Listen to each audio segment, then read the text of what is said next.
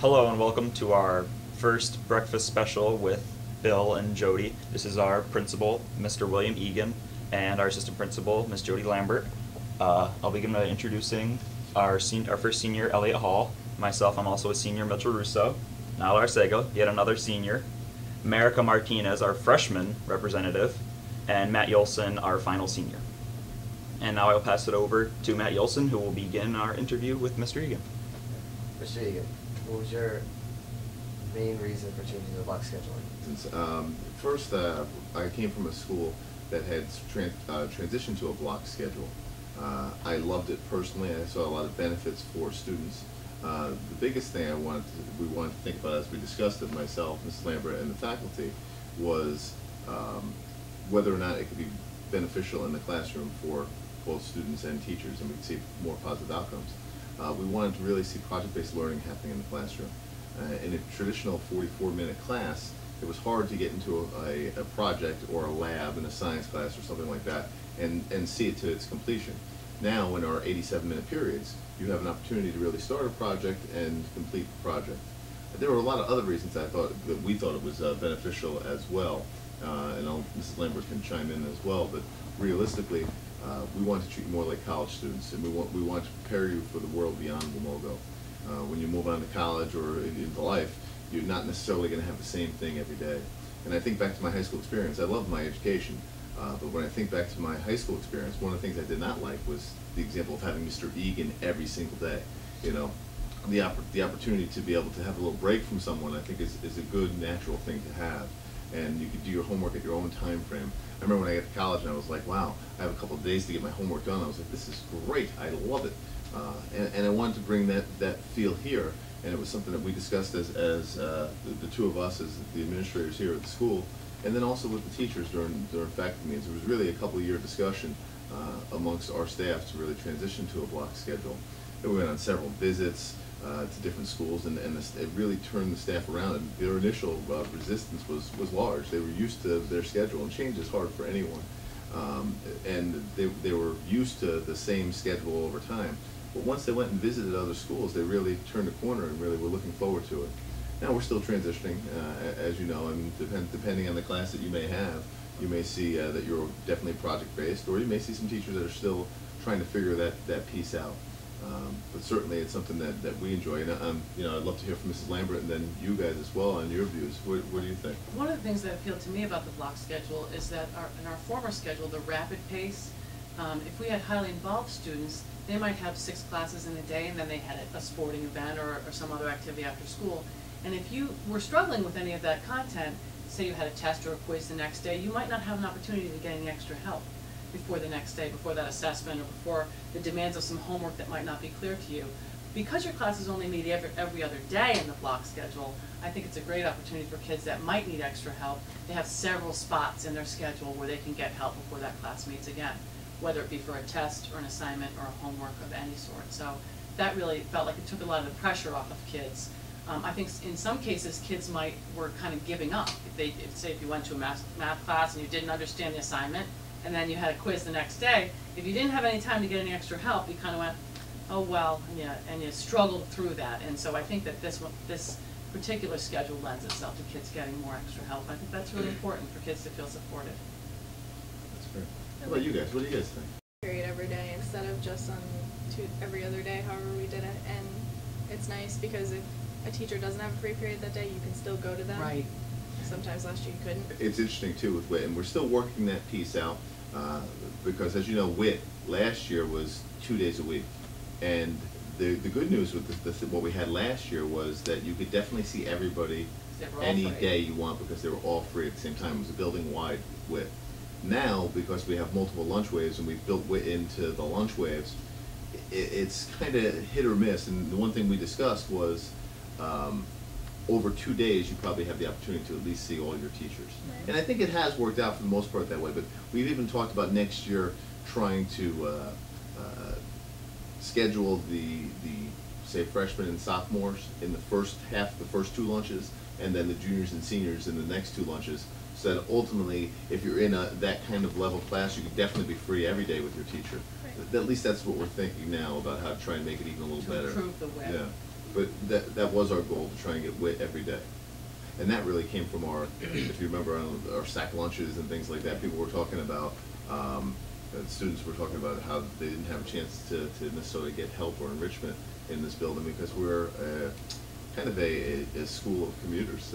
You know, we have students coming from 10 different towns. So, what else? How about the block? How about you guys? I really like having the block schedule because my day A and C days are packed. I have 4 classes, but my day B days I can come in late and I can leave early. So it's nice if I want to go to work or just relax a little bit before soccer practice or whatever. It's just do homework, whatever. It's just nice to have some time that's more than 40 minutes in a regular study hall to do what I want. Do you find that one of your 2 days is more challenging than the other? Oh yeah, Very much so. You know, and that's also a life thing. You go to college, you may find, oh, here's my harder day, here's my easier day. And what I like about that, and we were initially, there was some trepidation on our parts when we were looking at schedules, because it was like, let's say Mitch has a schedule where all his hard classes are in one day. Is that going to be a concern for a student or for a parent? But realistically, we started playing that out a little bit in our heads, and we're like, that's life. That Right. is what happens in life, and you have to. It's a time management skill, and trying to is. figure Time that piece out so that it's a benefit for you. How else? What do you guys think? I'm a fan of the block schedule, actually, and Where are you going into the year? Were you guys concerned I- about it, or was it? No, wanna I Okay. did. I was Do it. digging my heels in. I really didn't want to try it out. I liked what we had, but now that we're here, I like that we're being treated like college students, like you keep saying. It's really nice that you have 2 days to get your work done, and you can either get ahead or you can let yourself fall behind, and you can be struggling to catch up. But now it's our choice. You have to stay on top of your work. You have to be responsible. And I really like that we've been given that responsibility, because with that responsibility comes more freedom. We were able to take more classes that we wanted because there wasn't as many conflicts. Mhm. But at the same time, now we have to stay on top of our work. Rebecca, how about you as a freshman? What do you think? I feel Your like different perspective. it's easier because I have an easy day and then I can catch up with all the work from my other hard days for A and C days. Because B and D days I have study hall first, and I can like get my work done in my harder days, and I wouldn't have to fall behind like the other schedules we had last year. I think it's also different because we have to take, as a senior, we don't have to take as many classes as they do. Mhm. So, I mean, that's kind of why we have more study halls. But We definitely have the luxury of having the capstone period to count Yeah. as a credit, so it does It's a little narrow it down a different. little bit. Yeah. Now, talk to me about the study halls. Study halls, I think one of the concerns that kids had going in was that 80 minutes in a study hall? it's the best It's thing ever. actually Yeah, really in another way, that's great. interesting that you said that. Because I have a lot of homework because my A and C days I have every class every block, Right. and I get a lot of homework since it's longer, and we never get to do homework during class, so I have more time to do homework if I don't have time at home. And one of the things us as adults we talk about is the Common Core standards. And for you guys, that probably doesn't mean that Don't even know much. what that Yeah. But it really is adjusting our curriculum to meet the Common Core standards. And a lot of what is in the Common Core talks about extended periods of time to complete performance-based assessments. You know, so you need a longer chunk of time to get that done. And the block schedule was a natural fit for that. Which is demonstrating you're learning in a non-traditional way, like in a project. Right. Love that. Manny, what do you think? Excited for block scheduling because I came from the school that had it. Mhm. So I went from block scheduling to your like 10 period classes. Mhm. And I really liked the whole thing. So when I heard we're getting block scheduling next year, I was like, yes. I was on board for it. Yeah. Because I really like the 88-minute classes because it goes. So I feel like if there's just straight lectures and then if there's homework in the beginning, if they stop once in a while, you could go right to your homework afterwards and do that. Because I know some teachers give spare time at the end, so I can get straight into my homework, so I don't have to worry about it when I get home. Mhm. So the teachers really have to, and one of the things we talked about was the teachers really have to be creative in how they think about their classes now, almost breaking down their classes into chunks versus if someone was a traditional lecturer, that would have to change. Or else it's going to be boring for the kids and it's going to be boring for them. So they have to work on that, and there's probably still a few people who need to work on that. But I think the block schedule is forcing everybody in a different direction. That as a school, you know, we really wanted was a schedule that really try to fit the needs of you guys as students and give you more freedom to A, take more classes, and B, do more things where you're producing more in the classes versus being a consumer of information where you take it in. So we wanted to really kind of switch that up a little bit and make it better for everyone. One of the things the teachers are all commenting on is that they feel like the pace has slowed down, Right. a little bit. They don't feel as hectic. In an 8-period day, they felt like they're always rushing around. Now they feel like they can take their time and dive deeper into materials, and also not rushing around as much as well. I'm just curious to see what you guys think, if you feel like that's happened for you as well, or you don't even notice. I haven't really seen a slow in pace Mhm. personally in Okay. any of my classes, but that's not really fair. I'm in 2 AP classes, so those have always been horribly fast paced. So, Yeah. I mean, maybe it slowed down a little bit, but I haven't noticed. I've Okay. noticed that the classes themselves and like the schedule is definitely slowing down, but because they're so long and I only have 4 classes each day, my day flies by. I feel like I get here and then I leave. 'Cause Okay. like once I get to 3rd period, I'm like, wow, my day's almost over. Yeah, yeah. And one thing we noticed that you guys probably wouldn't even notice is that the hallways are even calmer quiet. because it's quieter, because we're transitioning so much less. Yeah. Sometimes when there are issues, and there are very few issues here, we have a really nice school with a great student body, we've never really had trouble. But if we ever do, it usually happens during the unstructured times, like the hallway and things like that. We haven't seen any of it. Yeah. And that's really a neat byproduct that we weren't really considering when we went to the block, but we're noticing that has really come out of it, that things are just calmer, which is really great. I don't know if you want to talk about that at all, Mrs. Lambert. I agree with you 1,000%. I think the pace in the building, I think somebody came in a couple of weeks ago and said, where are all the kids? Because everybody was kind of tucked into their classrooms for the 80 minutes, so that Yeah. was nice. It seems that it's coming Yeah. though. I which think is the nice. teachers are a lot more relaxed and aren't on you as much, and it's more of like I don't know, it's more relaxed. I got to chime in for the ag department too. I know for the ag department, it's great having 3 long days and then just a day off. You get so much more accomplished having 3 long days, where last year we only had a long day every other day, Mhm. and that day in between where we had a short block, you couldn't really get anything done that you wanted to get done. You couldn't go outside or do any work like that. You just had to be in the classroom. Now you can lecture if you need to for 20 minutes, a half an hour, and you still have 50 minutes Mhm. outside. And I think that was one of the concerns we were doing. We wanted to make sure that our ag department was able to get the minutes that they needed and all that. And really, we were able to extend the minutes. The block has really allowed us to offer more classes to students. So, but I shouldn't say more classes. They're able to fit more into their schedule. And within that, even the ag department was able to extend their minutes and make it even better. By having three periods, you actually, I think, added like 20 minutes on Yeah. a day, which is not a day, 20 minutes a week, Right. which is great. So it's really exciting. I think there's a lot of positives that have come out of it. Now it's new. You know, we've only been doing this for about a month, and I'm sure there's going to be some struggles along the way. But certainly, I think that we're off to a great start, and I think we're going to see it really an excellent thing for us here at the school. Anybody else have anything they want to share? Yeah. What's your goal for the 1-to-1? Another big change we've made here is certainly we've gone very high tech in comparison to many school districts. If you have friends in other school districts, I think you would say that as a school we are a high tech sort of high school. Realistically, our goal was to put Womogo on the forefront. Several years ago, we really sat down as an administrative team, and I'm talking from the superintendent down, and we really talked about what we want this school to be. And that started with a push for some hardware in the rooms. Every classroom in this district has it, in the district, not even just Womogo, has a smart board in their rooms. And then with that, we wanted to make sure we trained teachers. So over the course of the last few years, we have really been through a variety of training our teachers through using web tools and embedding web tools into curriculum. Now, it doesn't change the curriculum. I know we had a conversation a little bit earlier about well, geez, technology, it's such a push, and it's too much, but we don't want it to replace the curriculum. We want it to enhance the curriculum. So you'll see things like maybe Edmodo to help manage a classroom, or Kia Wikis. as assessment software.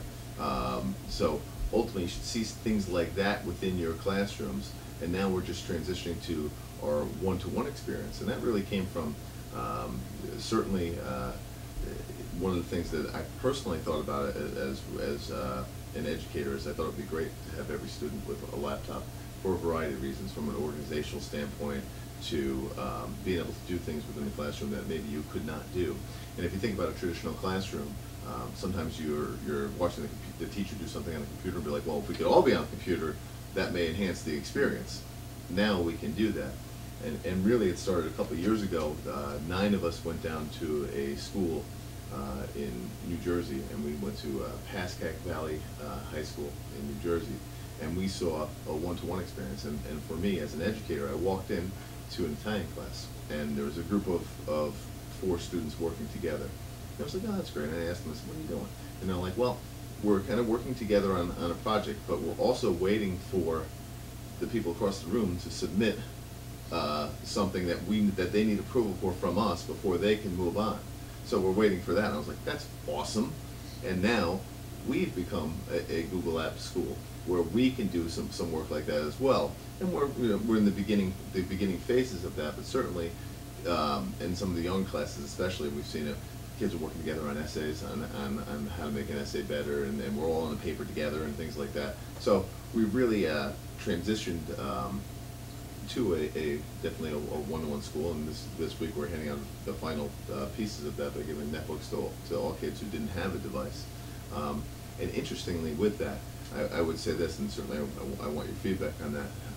The schools that have tried it that I know of in Connecticut have really gone, well, let's say I'm going to be all iPad or all MacBook or all something.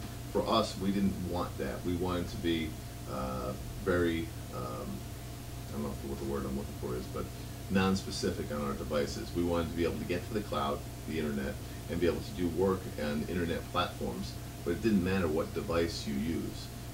There are a lot of reasons to do that, because we want you guys to be able to adapt and adjust outside of the walls of a MOGO, and we didn't want you to be restricted to, say, one device, and then all of a sudden you walk out and you're like, well, I don't know how to use that. So we really wanted to make it as an adaptable society as we could, and conforming to whatever your needs are.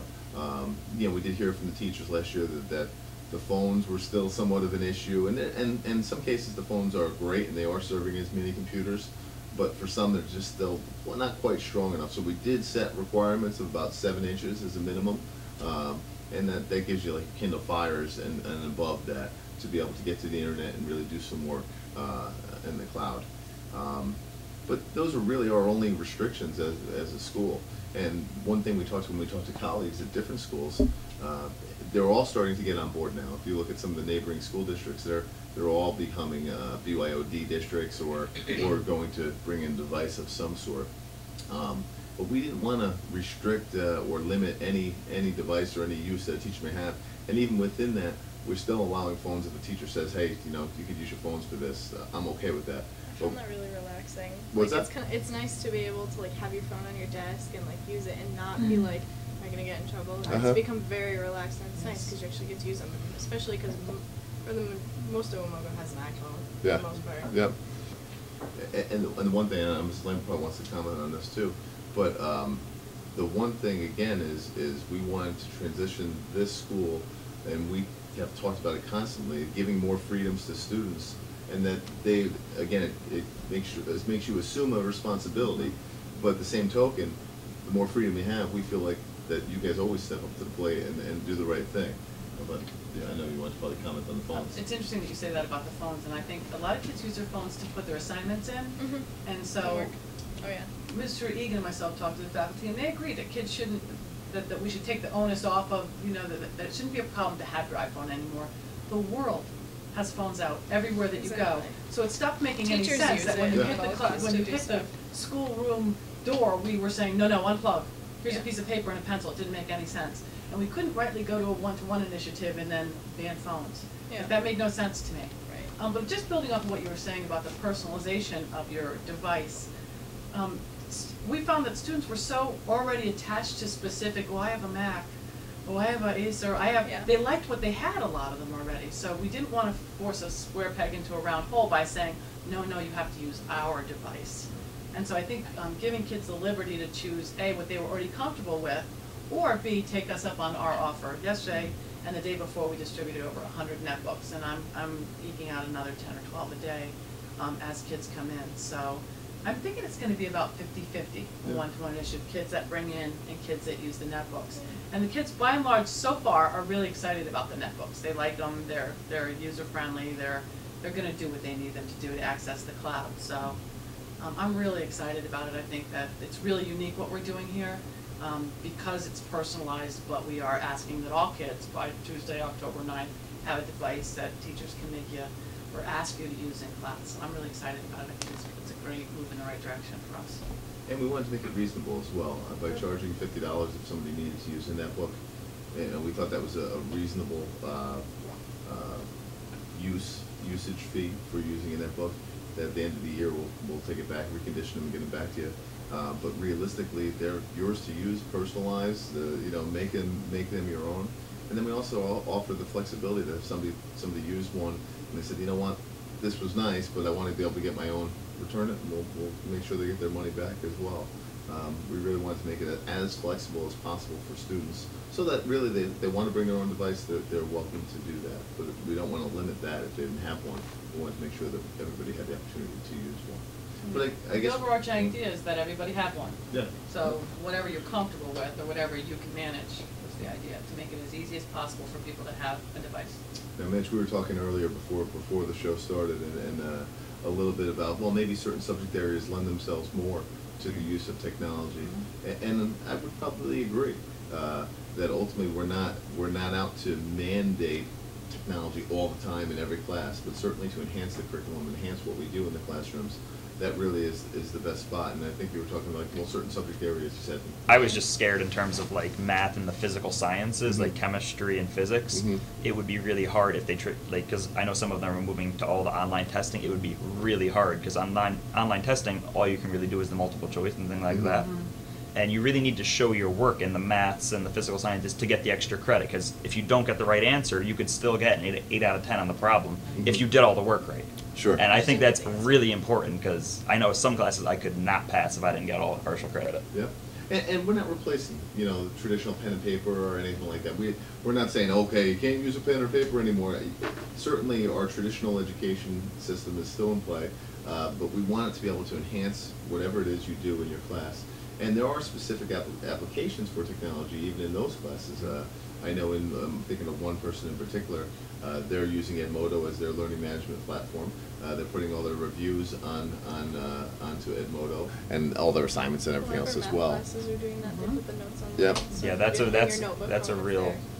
a real plus for all the technology already being incorporated.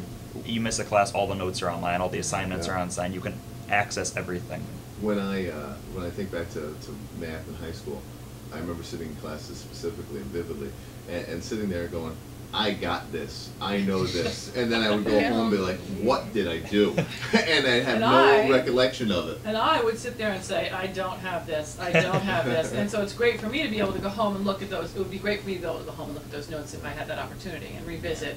And what did he say? What did he mean? Yeah, and the beautiful part of Edmodo as well is there's also a parent piece that parents, if they want to be involved, can log in and can follow what's going on in class as well. Now, I know as seniors, some of you are like, I'm done with that. Yeah, and my maybe mom rightfully, she's like, is your homework done? Yep. but maybe rightfully so.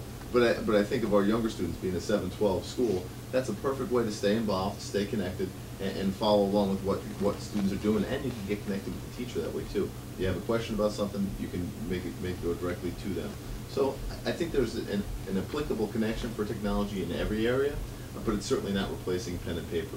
I will say this, in Connecticut we take the CAP testing at the high school level. That is going away in a couple of years, and it's going to be replaced by the smarter balanced testing. That's going to happen. That's all online. So we'll see what that's like. We haven't done it yet. We're not there. But certainly that also plays a part in what we're doing. We want to make sure our kids are prepared and ready come the transition to computer-based testing, that they're ready to do that and not frightened by it, not scared of it, and feel comfortable with anything that comes their way. But what else do you guys think about the one-to-one? I think that preparing the students for the current market, which is very technology-driven, is a really great thing to do. That being said, I think that on a national level, as we continue to inundate schools with technology. We need to be careful that we're not crippling certain manual processes. Like I noticed taking my SATs last spring, there's a cursive section on the back of about 2 sentences, and it took kids forever to complete just because people don't use it anymore. You don't use cursive, and I don't want, and handwriting is declined. It's just things like that. It doesn't get done as much anymore, so that it's going down, and I just need to be careful that we get a balance. I think you're right. Yeah, I think you're right. That's a very good point. Yeah. One of my only concerns would be now what happens if, say, my personal device breaks down or a school device breaks down. Like, it's technology, it happens, so what happens in that? So what happens in that case? That's an excellent question. We certainly we've and I'm sure you've looked at it, but we posted a lot of things on the website about just such a scenario. Your boss looked at it. And realistically, if that's the case, we have our tech guy here who's willing to help out if there's a repair needed. They take a look at your personal device if need be. But certainly we have school-issued devices for anybody's device who may have broken down. They could borrow one. Loaners. Yeah. So, and that would really be the fix for that. But we make sure we have enough loaners on hand for people to make sure that they can access whatever they need to during the course of the day. Okay. What do you think, Mary? It's easier for projects, especially if they're like on Google, because you can like share it with your teacher if you don't have time to show them at class, and you can share with your other classmates that are participating with your project, and you can get it done easier instead of just not like having time to do it with them together in school. It's certainly a different world than even it was 4 or 5 years ago.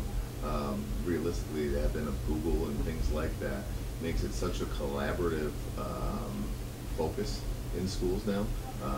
It's not just necessarily even me as a teacher by myself.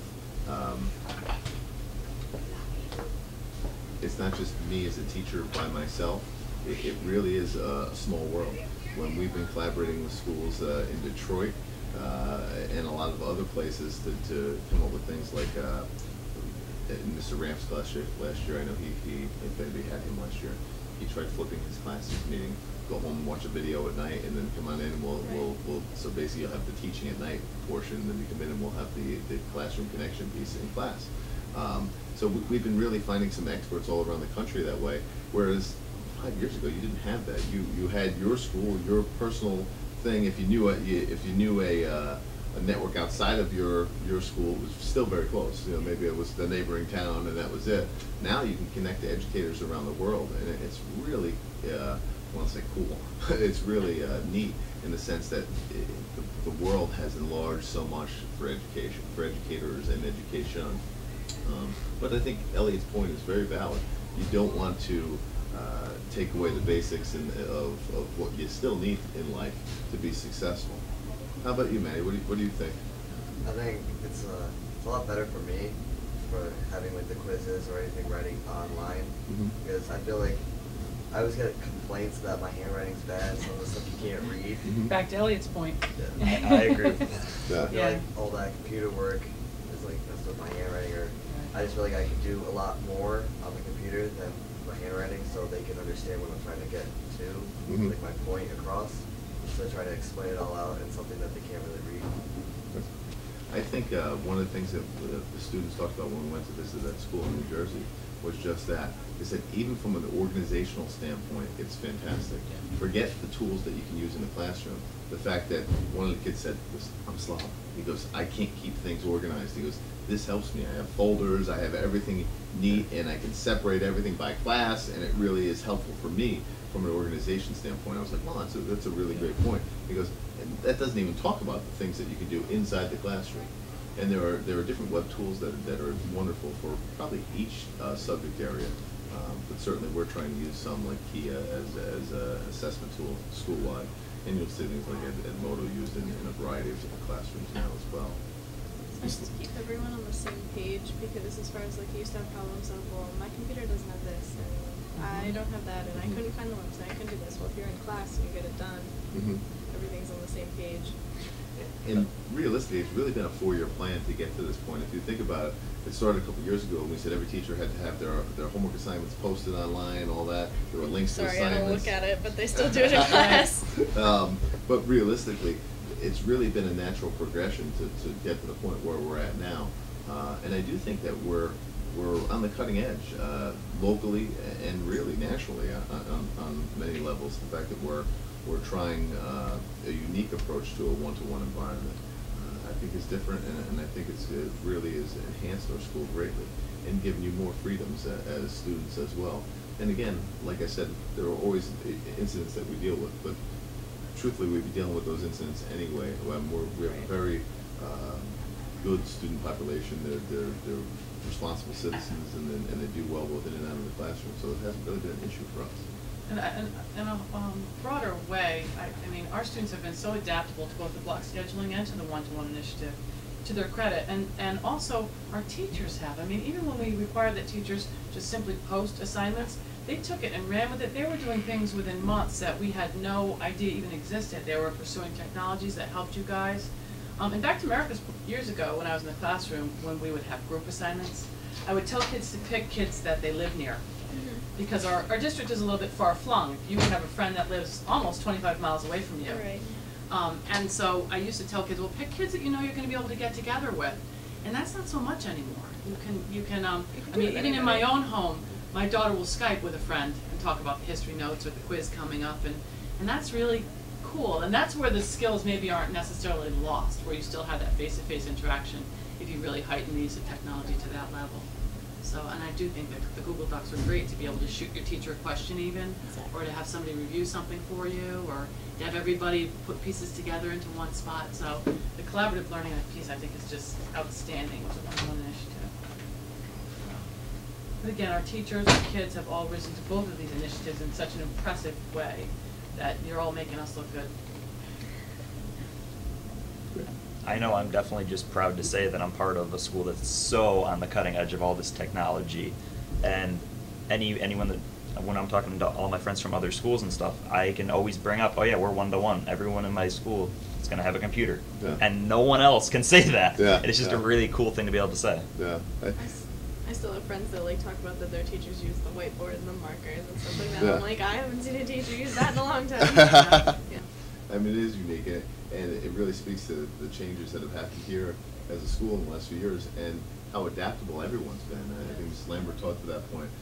As students, I mean, you guys have been phenomenal with adhering to some of the changes and embracing them, and the teachers as well. I mean, honestly, it's a huge cultural shift.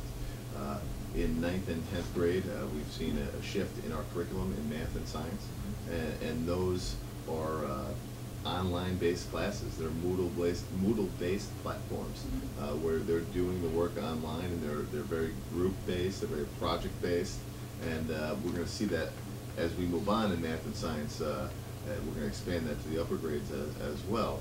But for this year, we did it for 9th and 10th grade. So we've really seen so many advancements here, and we're really excited about some of the changes that we've done. I know today we talked about the block schedule and the one-to-one. In future conversations with our group, I would love to be able to do this, on a monthly basis, and we'll talk about different things that are happening here. But I hope you guys enjoyed our first our breakfast with Bill and Jody. And Thank you very we much really for being appreciate here. the fact that Special you thanks guys to would Matt be a for part being of our that. technology specialist here this morning. You're welcome. And setting up the cameras and the microphones for us. There you go. Yeah, thanks. Awesome. Thanks, guys. Cut. Yeah. Take. Did you guys like doing that? It's a wrap. I think it's pretty cool. Yeah, that Yeah, was- I think it was that cool. was great. No You gotta edit complaints. us out. You gotta edit out and make it look good.